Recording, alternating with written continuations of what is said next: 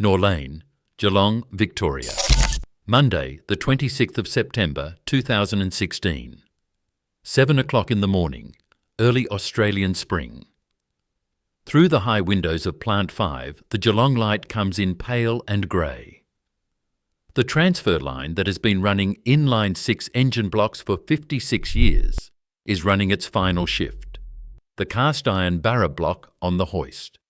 The Tickford camshaft cover. The Ford Lion and Shield badge stamped on the rocker. The smell of cutting oil and machine grease. Workers watching the line who started here when their fathers worked here. 590 men and women clock in for the last time. 11 days from now at Broadmeadows, the last Falcon will roll off the assembly line, a Kinetic Blue XR6 sedan. They will watch that ceremony on a video link from this decommissioned plant. In Dearborn, Michigan, the decision had been made 3 years and 4 months earlier. 23rd of May, 2013, under the Gillard government. Before the coalition was even elected, before the subsidy wars, Ford was already gone. Dearborn killed an engine Dearborn could not have built. Chapter 1. The first Australian MD, Dearborn, Michigan, 1958. Ford World Headquarters. Charlie Smith, Managing Director of Ford Australia, stands in front of an internal product display. 2 cars, a British Ford Zephyr restyled for Australia. The safe choice, the choice his board has already committed to. And a new American compact called the Falcon, still in development. Smith looks at the Falcon. He says 7 words. That's the car I want for Australia. He cables back to Geelong. Cancel Zephyr.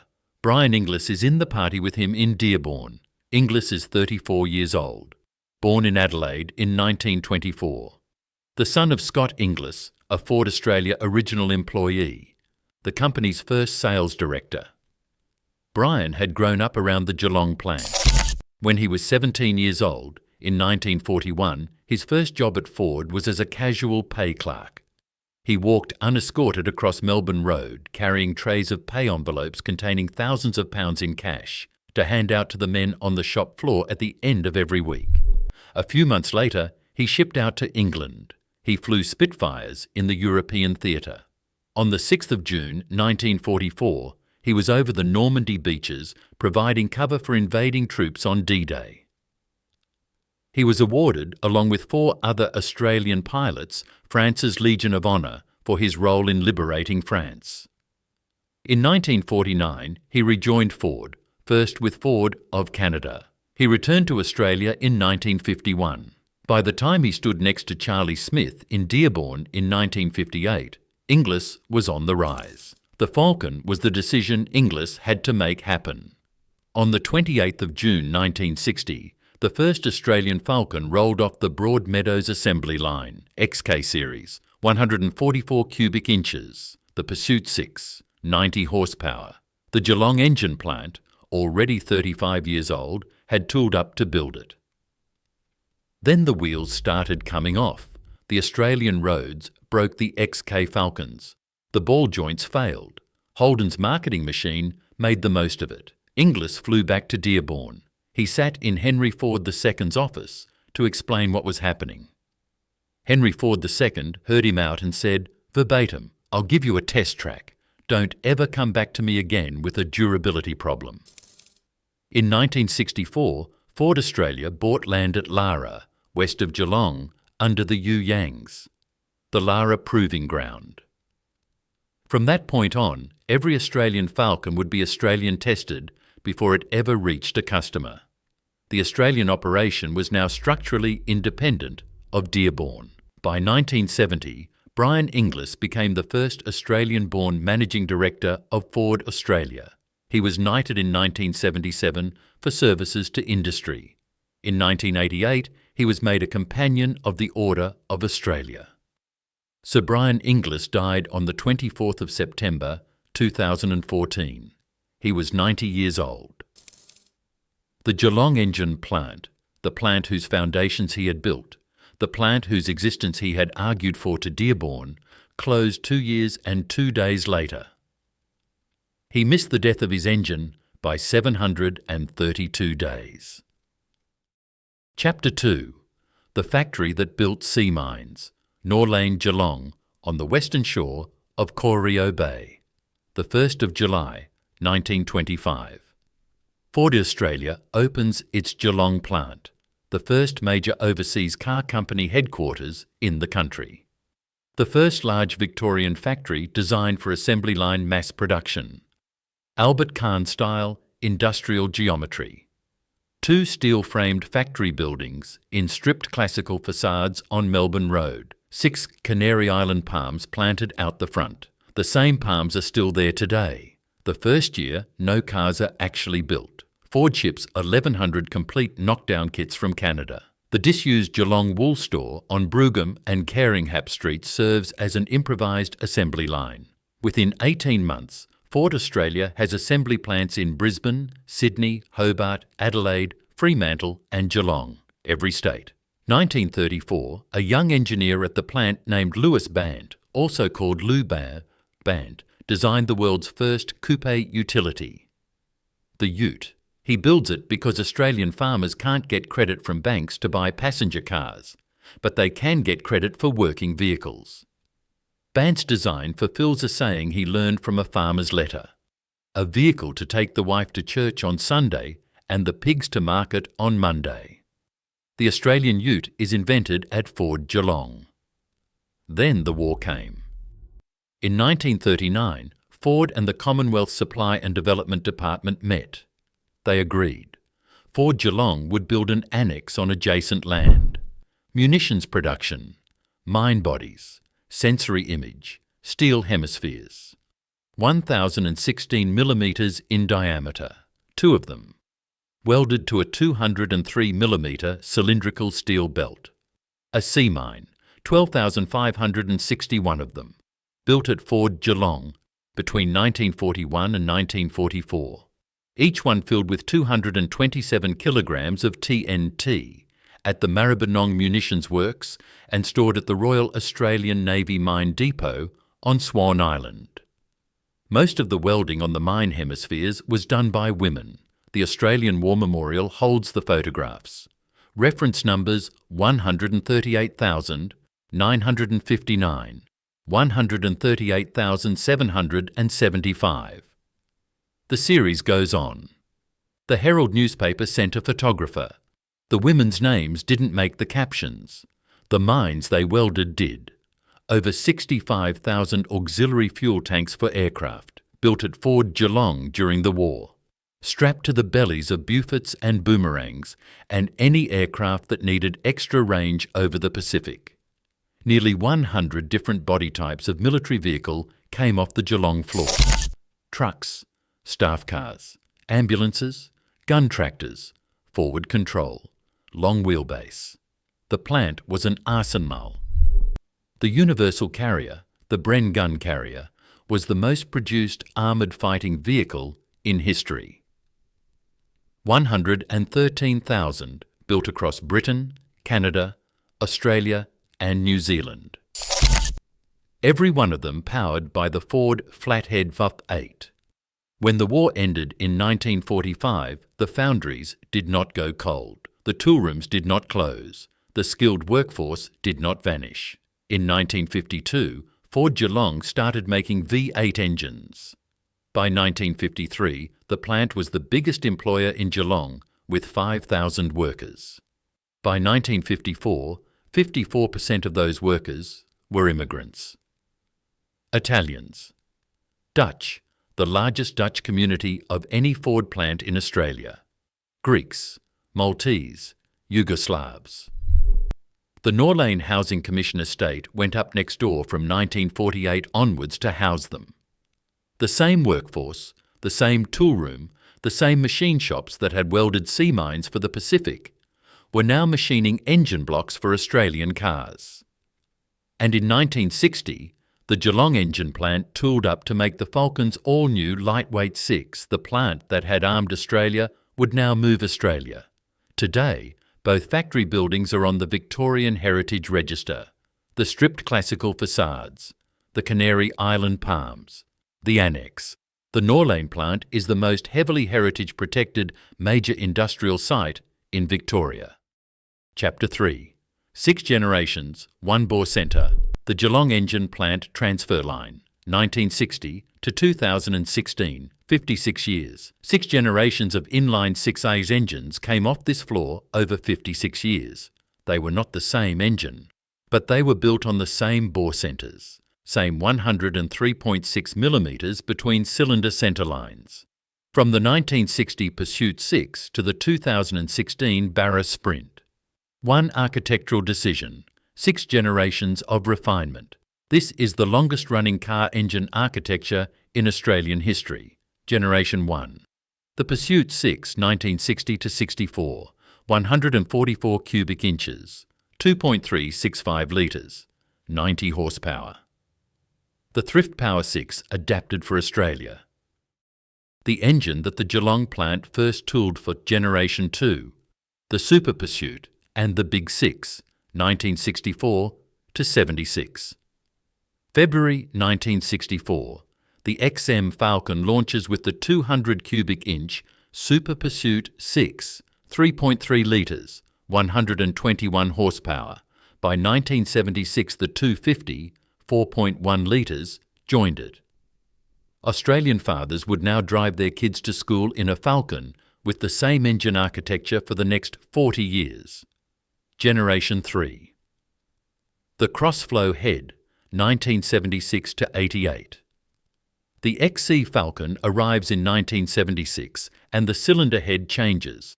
The 250 gets a crossflow head, borrowed from the Cleveland V8 family, being built right alongside it at Geelong. Better breathing, better emissions. The same iron block underneath. Then in June 1980, Australian engineers do something almost no other car maker in the world did. They fly to Honda in Japan. They take the Honda CVCC lean burn combustion technology, the technology that had let Honda meet US emission rules without a catalytic converter, and they port it into a brand new aluminium cylinder head for the Crossflow. 22.4 kilograms lighter. Higher swirl, lower emissions. Australian engineering using Japanese fundamentals to keep an American block alive. Generation 4. The EFI 6, 1988 to 98. The EA Falcon launches in 1988. The biggest redesign of the 6 since the war. New single, overhead cam aluminium head. Multi-point electronic fuel injection. 3.2 and 3.9 litres. The carburettors were finally retired from passenger cars. The carburetted 4.1 lived on in utes and vans until 1993. Generation 5. The Intech, 1998 to 2002. The AU Falcon. The car everybody hated for its styling, but nobody criticised for its engine. The Intech was a single overhead cam 4-litre that the engineers used as a bridge. They knew what was coming next. Generation 6. The Barra, 2002. The BA Falcon launches. Double overhead cam, 24 valves, variable camshaft timing, cast iron block, aluminium head, 3,984 cubic centimetres. Designed by Ford Australia engineers at Geelong, with Tickford brought in to develop the turbocharged variants. Same bore centres as the 1960 Pursuit 6. Australian engineers had taken an American 6-cylinder design from 1960 and walked it forward through 3 centuries of automotive technology. By 2002, the Barra was, in every meaningful way, an Australian engine. By 2016, it would be killed by the country that had drawn the first cylinder block. Chapter 4. The Turbo. That shocked the V8's Tickford vehicle, engineering, Norwood, Victoria, late 1990s. The marketing problem at Ford Australia is structural. Holden has a V8, the Iron Lion 308, then the imported Chevrolet LS1 from 1999. Ford has the imported 5-litre Windsor V8, the Cleveland having been retired at Geelong 15 years earlier, and Ford has a 6. How does a 6-cylinder Falcon compete emotionally, performance-wise, against a V8 Commodore? 2 men inside Ford Australia have answers. Howard Marsden, English-born race engineer, brought to Australia by Frank Matish. UK career with Allen Man Racing, where Marsden's company in the 1960s had prepared cars for the films Grand Prix and Chitty Chitty Bang Bang, and built a race team for the American actor Steve McQueen. He'd worked with John Surtees at Lola Racing. He'd been company manager for Frank Williams's early Formula 2 team. By the early 1970s, Marsden was at Ford Special Vehicles in Australia. Australian motoring history credits him as one of the architects of the legendary 1971 Falcon GT-HO Phase 3, the most famous Australian performance car ever built. Marsden left Ford in the 70s to run Nissan Motorsports Europe at Didcot in England. In 1992, he came back to Australia, Tickford Vehicle Engineering, Product Planning Manager. By 1999, he was General Manager of Ford Racing in Australia. Autosport called him the father of Ford racing in Australia. Marsden proposed a Sprintec supercharger for the new Barra 6. Belt-driven, linear power, proven technology. The cleanest engineering solution to a marketing problem. His Tickford colleague Gordon Barfield had a different idea. Barfield wanted a turbocharger, low boost, Swedish style, the way Saab had done it through the 1980s, the way Volvo was still doing it. Barfield went to Ford Australia. President Jeff Polites and engineering chief Trevor Worthington. They backed him over Marsden. Barfield, verbatim, Howard had his eye on a Sprintec supercharger, but I said to him, no, that isn't going to work. And later, on the public record, yes, the XR6 Turbo was my baby. October 2002. The BA Falcon launches. The XR6 Turbo runs the Barra 240T, 240 kilowatts, 450 Newton meters. It launches alongside the XR8, which makes 260 kilowatts from 5 litres. The XR6 Turbo costs less, weighs less over the front axle, handles better, holds the road better. Within months, the Australian motoring press starts using a phrase that will define the engine forever. Australia's 2JZ. The Aussie answer to the Toyota Supra's legendary inline-six. Same configuration, same cast iron block, same potential for absurd horsepower from a stock engine. Car Buzz, years later, would put it in plain English. Ford 4.0 Barra engine, everything worth knowing about Australia's 2JZ. The power escalates. 240 kilowatts in 2002, 245 in 2005. 270 in the BF XR6 Turbo and the FPV F6, 310 kilowatts in the FG F6 in 2008, the first Australian-made engine to make more than 100 horsepower per litre.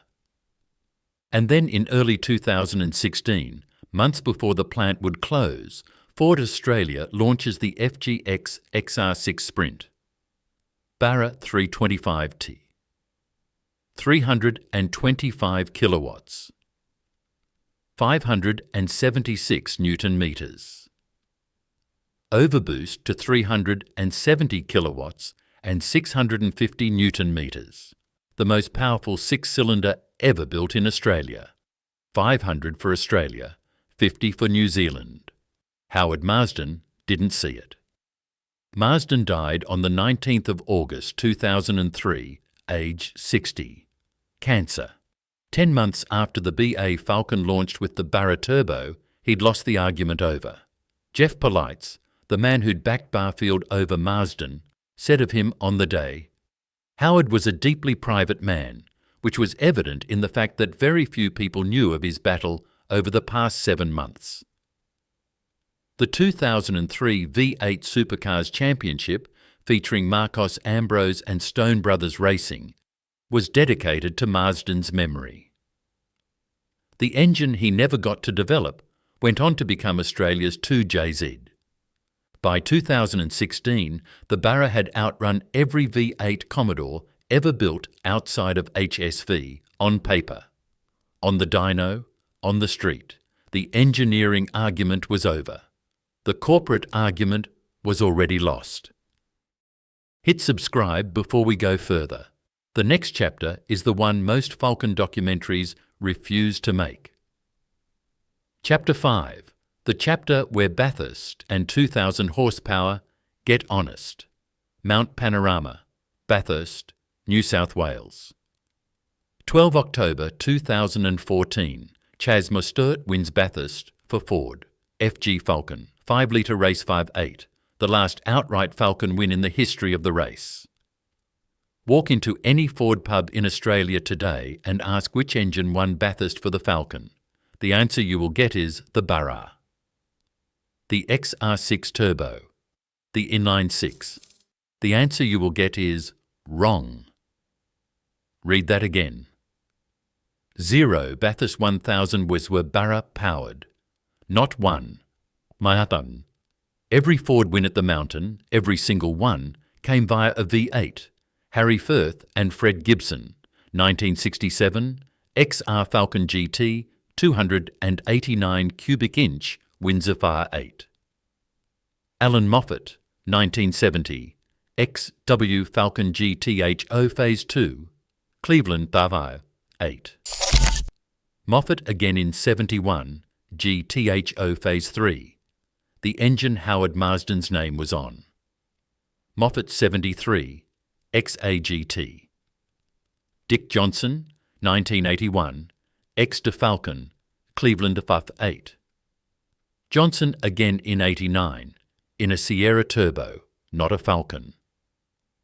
Johnson again in 1994, EB Falcon GT Windsor FUF 8, Jason Bright and Stephen Richards, 1998, EL Falcon, Stone Brothers Racing, 5 litre race FUF 8, the only Ford Bathurst win between 1995 and 2005. Winterbottom and Richards, 2013, FG Falcon, 5 litre race FUF 8. Chas Mostert, 2014, FG Falcon, 5 litre race FUF 8. The last V8 supercars regulations required a V8 in every Falcon that ever turned a wheel at Mount Panorama. The most powerful, most refined, most engineered inline-six ever built in Australia. The engine that defined the road Falcon never won the mountain. What the Barra did win is everywhere else. Stock block 1,000 horsepower plus builds. Precision Racing in Queensland routinely builds Barras to 1,600 horsepower, spinning past 8,500 revolutions per minute on a standard bore and stroke.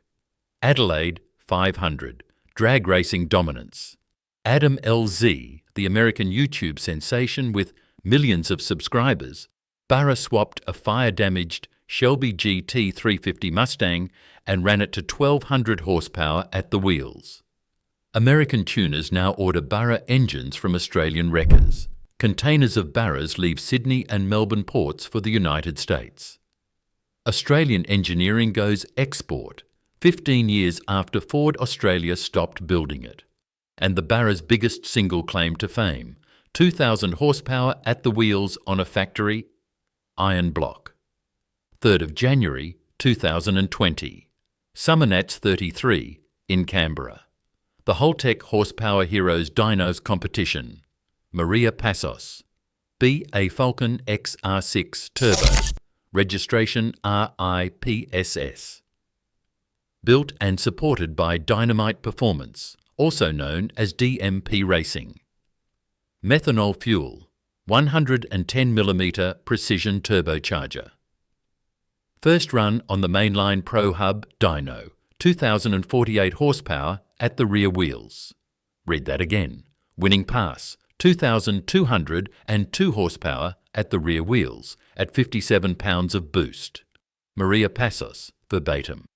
The goal for the weekend was to make over 2,000 horsepower at the wheels, and we've done that now. Now, I have to be honest about something. American car media keeps repeating that Maria Passos's car ran 2,000 horsepower on a stock bottom end. That isn't true.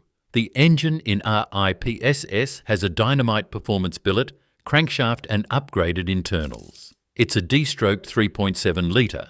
What is true, what Street Machine, who ran the event, actually wrote, is that the factory cast iron Barra block and the factory cylinder head survived 2,000 rear wheel horsepower. The bottom of the engine was custom.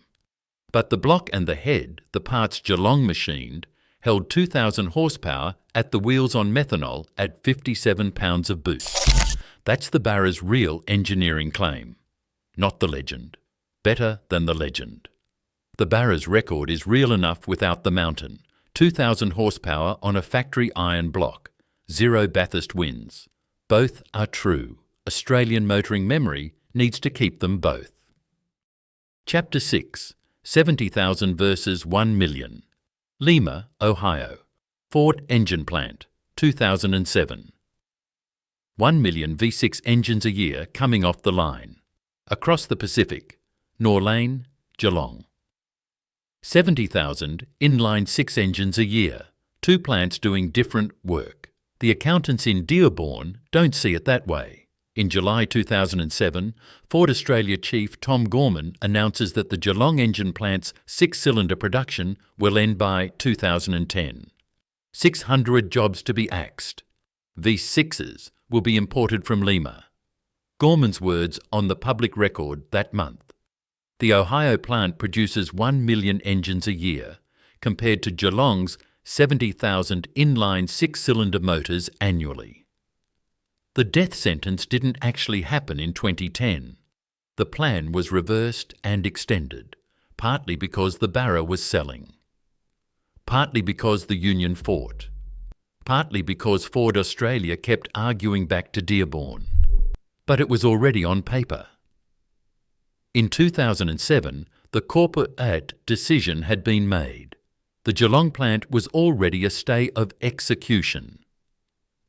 Why? The answer was a man called Alan Mullally. Mullally arrived at Ford as Chief Executive Officer in 2006. He came from Boeing, where he had led the development of the 777 wide-body airliner. Aircraft economics demanded platform consolidation, one airframe, one engine architecture, variants on a chassis. Mullally brought that thinking to Ford. He called his strategy One Ford, one team, one plan, one goal, one product portfolio. Ford had 27 separate vehicle platforms in 2007. The plan was to consolidate them to 8 or 9 global platforms by mid-decade. The same Ford Focus sold in Detroit, Dusseldorf, Delhi and Dandenong, one engine family per car. Globally, one V6, globally, one V8. Globally, one EcoBoost 4-cylinder. The Australian Falcon was structurally incompatible with one Ford, a bespoke rear-wheel drive large car built on a unique platform, with a unique 6-cylinder engine made at a unique plant, sold in one country. From a global accounting perspective, the Falcon was a museum piece, running in production. Mullally retired in 2014.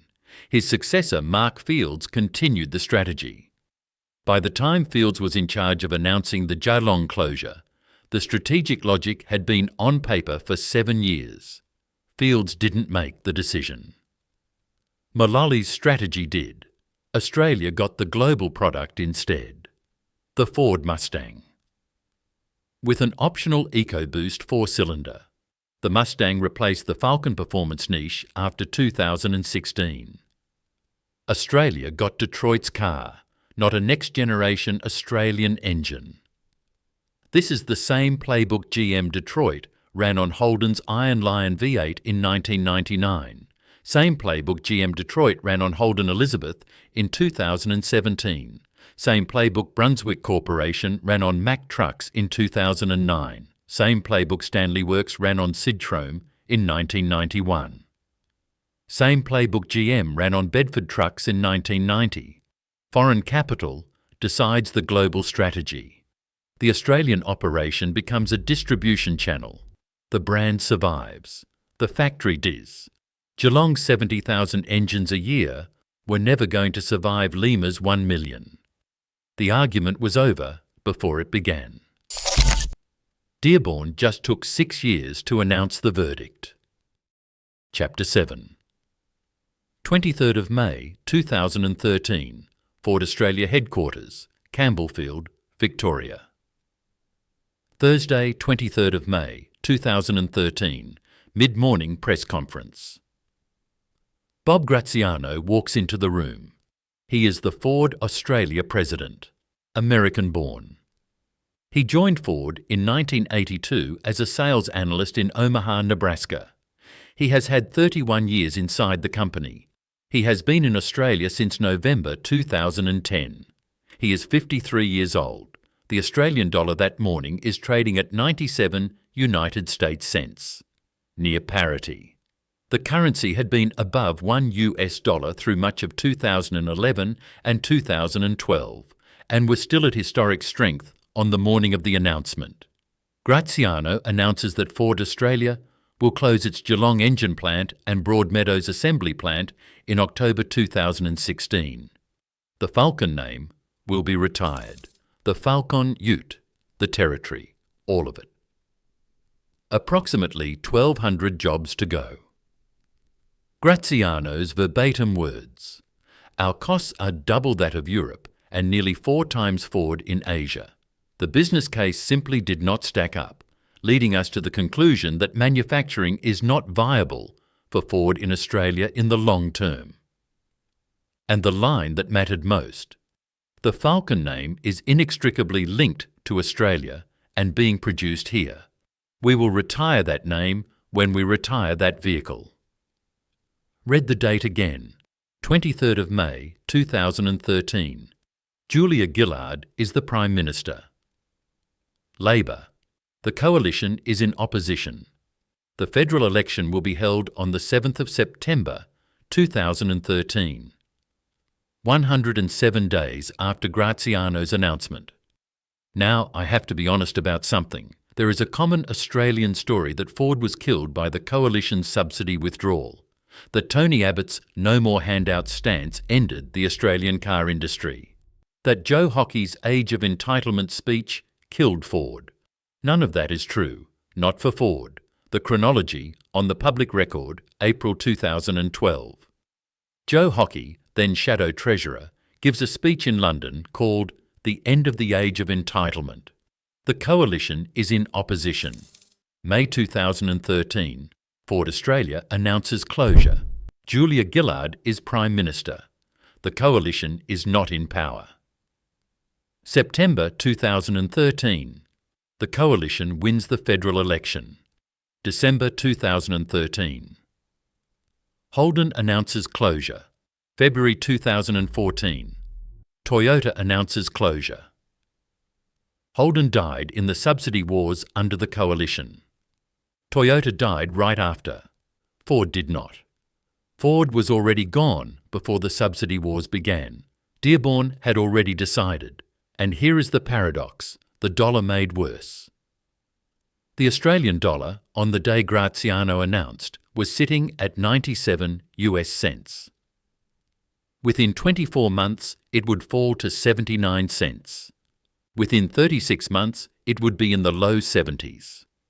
If Ford had waited 2 years, the cost equation would have looked very different. But Dearborn didn't wait. Dearborn had committed to one Ford.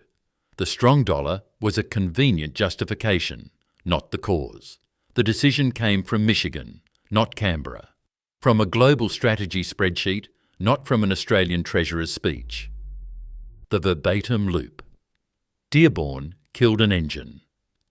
Dearborn could not have built. The men and women on the Geelong floor on the 23rd of May 2013 had 3 years and 4 months to wait. The decision had been made over their heads in Michigan under a Labor government in Canberra. Their jobs would not be saved by the next election. Their jobs would not be saved by anything. Chapter 8. The men on the floor. The Geelong engine plant. 1,200 calendar days between the 23rd of May 2013 and the 26th of September 2016. 3.5 years between the announcement and the death. 3.5 years of clocking into a job everyone knew was finishing. building engines for cars that would be the last of their kind, training nobody to replace you, watching every shift get smaller as the older men retired and weren't replaced. I want to tell you the names of the men on the Geelong transfer line. I can't tell you most of them. The Italian foundry men who came in on the assisted passage program in the late 1940s and settled in Norlane and Corio. The Dutch fitters who arrived in the early 1950s when Geelong's Norlane Housing Commission estate was new, the largest Dutch community of any Ford plant in Australia by 1954. The Greek and Maltese machinists who came in the 1960s, the Yugoslavs from the Adriatic coast, the Vietnamese workers who arrived from the late 1970s into Geelong's outer suburbs. By 1954, 54% of Ford Geelong's workforce were immigrants. By 2016, the workforce was the children and grandchildren of immigrants. And a generation of Australian-born Geelong locales who had been on the floor for 30 or 40 years. One name on the public record, Nick DeGiorgio, press operator. His father worked at Ford before him. Nick started in 1989. When he walked in for his first shift, he told the Which Car journalist who wrote the Lights Out feature. There were 5,000 people at the Geelong plant. By his last shift, there were 600. Another name on the public record, Brian Macon, Geelong floor, the kind of worker the corporate history forgot. The Which Car piece interviewed him by name, and an unnamed plant figure quoted by Which Car, walking through the heritage-listed building during the final shift. This building was built 15 years before the Second World War, and there were activities done here to support the war effort. The workers themselves carried the sovereignty thesis. They didn't need a documentary to tell them what the building meant. The workforce numbers in time, 1953, 5,000 workers, biggest employer in Geelong. 1980s peak, 9,000 across Broadmeadows and Geelong combined. 2007, 600 axed in the Gorman announcement that didn't quite happen. 23rd of May, 2013. 1,200 still on the books across both plants. 26th of September, 2016. 580 redundancies at Geelong. The Australian Manufacturing Workers Union argued throughout the closure that Australia had given the lowest support to its auto industry of any car-making nation. Dave Smith, AMWU National Secretary, on the day. If you want to know the result of Australia providing the lowest support to the auto industry of any car-making nation, have a look at these great skilled workers walking out the gate at Ford. 3.5 million Falcons built since 1960. Millions of inline-six engines from this Geelong floor. Built by men and women whose names are not on the engine blocks they made. Chapter 9, 26 September 2016. Norlane, Geelong, Monday, 26 September 2016. The Geelong Engine Plant Transfer Line, early Australian spring in Geelong. Through the high windows of Plant 5, the morning light comes in pale and grey. The transfer line that has been running inline-sixes since 1960 is running its final hours, 6 days a week, 3 shifts in the peak years. 2 engines come off the line that day. The last Australian-built Ford inline-six, and right behind it, the last Ford V8 ever assembled in Australia. An imported 5.4-litre V8 from the Essex engine plant in Windsor, Ontario, Canada. The plant builds its last imported engine and its last Australian engine on the same shift. The transfer line stops. The hoists go quiet. The cooling fans wind down. 56 years of inline-six production end. 11 days later, at approximately 9:30 in the morning, on Friday, 7th October 2016, at Broadmeadows, the last Falcon rolls off the assembly line, a Kinetic Blue XR6 sedan. Under the bonnet, a 4-litre Barra 195, naturally aspirated, 195 kilowatts, 391 Newton metres, the standard XR6, Not a sprint, not a turbo. Just the engine Barfield insisted on turbocharging when Marsden had wanted a supercharger. The total Falcon production count, with this car, 3,578,689. A Ford Territory rolls off the line right after it.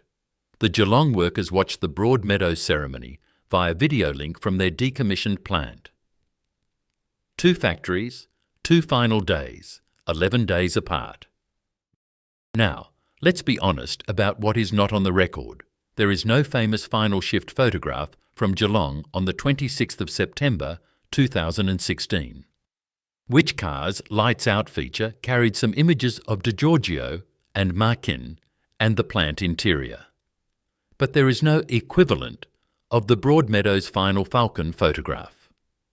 The engine plant's final day is the quieter day. The assembly plant got the cameras. Geelong got the silence. Geelong's day was the more emotionally complete one. The Broadmeadows car was the visible thing, but the engine was the Australian thing. Graham Wickman, Ford Australia's last president in the post since the 1st of April 2015, fronted the media at Broadmeadows verbatim. Today is an emotional day for the entire team at Ford Australia. We're saying goodbye to some wonderful manufacturing colleagues who've done a great deal for Ford in Australia. The last Falcon, the Kinetic Blue XR6, went to Ford Australia's Heritage Collection. It was later auctioned for charity along with the last Territory, the last Falcon Ute and the XR6 Sprint number 500. The funds went to STEM school projects. From the 26th of September 2016 onwards, every Ford sold in Australia was imported. The Falcon nameplate retired exactly as Graziano had promised in 2013. The Territory discontinued. The Falcon Ute discontinued. The Australian Ford operation became a sales and engineering organisation. The Ranger was developed in Australia, but the engines, the bodies, the assembly, all imported. The 28th of June, 1999. Iron Lion Death Day at Fisherman's Bend. The 29th of November, 2016, Fisherman's Bend engine plant closure. The 26th of September, 2016, Geelong engine plant closure. The 20th of October, 2017, Holden Elizabeth closure. 4 Australian engine and assembly deaths, 18 years apart, 2 foreign head offices. Wickman, 1 year on from closure, in an interview with Which Car magazine. Many people talk about us in the same breath as Holden, yet we don't even talk about Holden within these walls.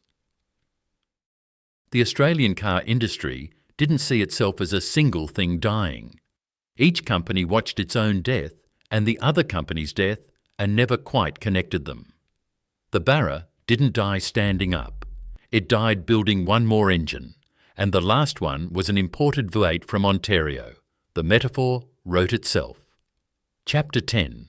The Palms are still there. 365 to 455 Melbourne Road, Norland, Geelong today. The 6 Canary Island palms are still there, planted in 1925 when the plant opened. They survived the Depression. They survived the Second World War. They survived 12,561 sea mines being shipped past them. They survived 65,000 fuel tanks. They survived 56 years of inline-sixes. They survived 2016. They are still there. The factory buildings behind them are now called FORTEK Geelong. Pelligra Group, the same Melbourne-based developer that bought Holden's Elizabeth plant in South Australia in 2017, bought the Geelong and Broadmeadows Ford sites in May 2019. Around $500 million committed to stage 1 of the urban renewal. The 2 Ford buildings rebranded.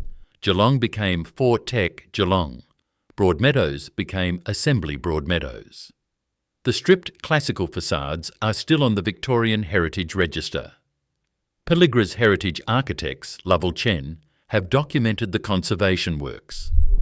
The plant has not been demolished. The plant has not been turned into apartments. The plant is being kept, emptied of cars, decommissioned, repurposed for a new generation of manufacturing. In October 2025, the deal that defines what the plant builds now was reported in the Geelong Times.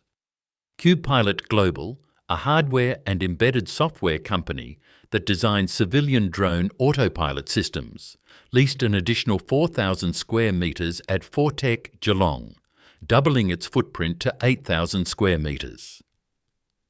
Drones, unmanned aerial systems, built where Falcons used to be assembled, built next door to where sea mines used to be welded.